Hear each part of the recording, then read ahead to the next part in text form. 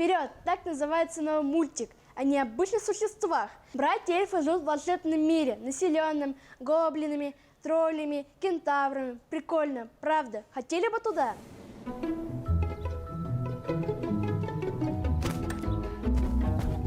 Привет! Доброе утро!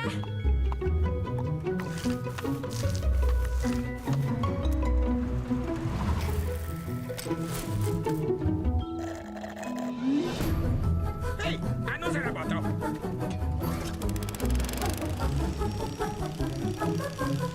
Мам, привет! Ай, хватит!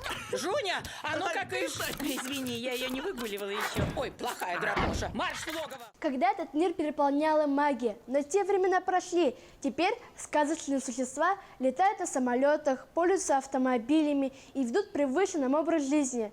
Но однажды все меняется. Нас с тобой ждет незабываемый квест! Это не квест, а просто необычная поездка. Еще какой квест!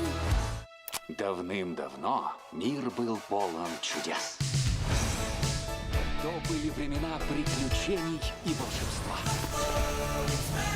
Но освоить магию было нелегко.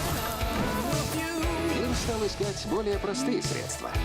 Но я надеюсь, что волшебство еще живет. Неожиданная находка приводит к тому, что братья решают отправиться в путешествие на поиски настоящего волшебства из древних преданий. Будет интересно. Илина Бекмеева, Аделя Сонаргулова, специально для Горы новостей.